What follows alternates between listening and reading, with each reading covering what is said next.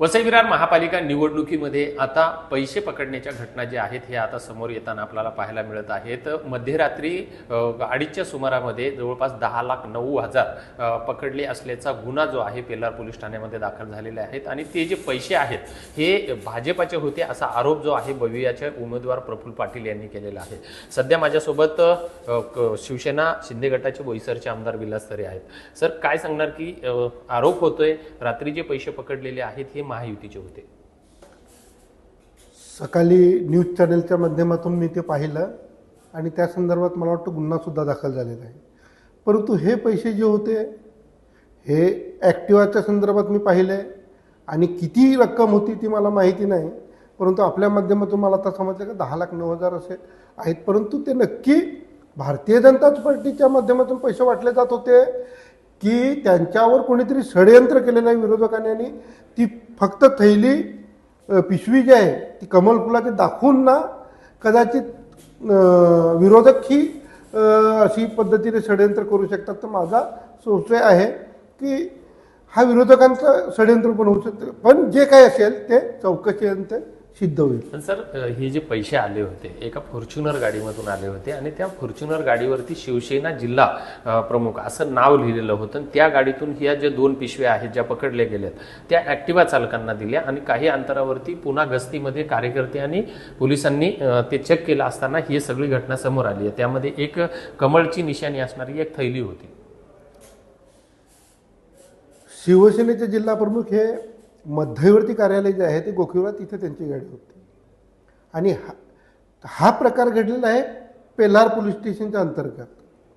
म्हणजे हेच अंतर जवळजवळ 8 किलोमीटरचे आहे, परंतु विरोधकांनी असं षडयंत्र केलं की त्या फॉर्च्युनरचा फक्त रात्री तिकडे फोटो घेतला, ती जागा वेगळी आहे तो फोटो घेऊन आणि ही घटना वेगळी आहे हे घटनेची एकत्र जोडून ना कुठेतरी शिवसेनेला किंवा महायुतीला बदनाम करण्याचा प्रयत्न केलेला आहे।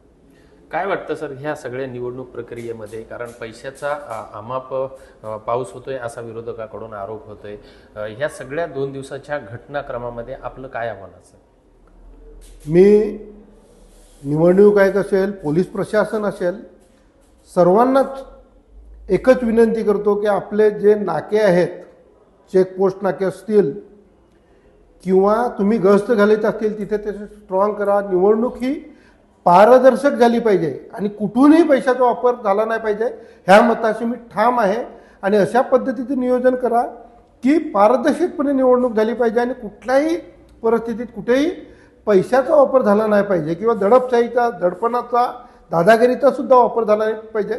त्याच्यासाठी पोलीस प्रशासनाने निवडणूक आयोग सज्ज राहावं आणि निवडणूक पारदर्शक होऊन चांगला रिझल्ट या महानगरपालिकेत आला पाहिजे। विरोधक महायुतीवरच जास्त संशय घेत आहेत। मी स्पष्ट केलं, कुठलीही महायुतीची गाडी असू दे किंवा विरोधकांची गाडी असू दे, कोणाची गाडी तिथे सोडू नका। मी सांगतो माझ्या सगट गाड्या आता चेक करण्याचं काम शासनाने चालू केलं पाहिजे आणि चांगलं पारदर्शक सरकार आहे, निवडणूक आयोग आहे असा मेसेजसुद्धा या माध्यमातून जनतेला दिला पाहिजे।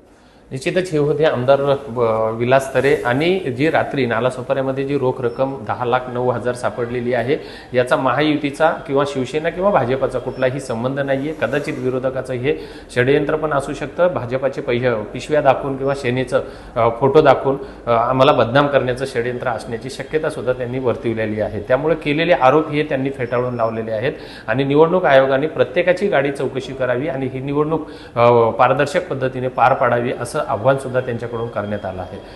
आता नेमके हे पैसे कुणाचे होते हे पोलीस तपासाच्या नंतर समोर येणार आहे। विजय गायकवाड, TV9 मराठी, वसई विरार।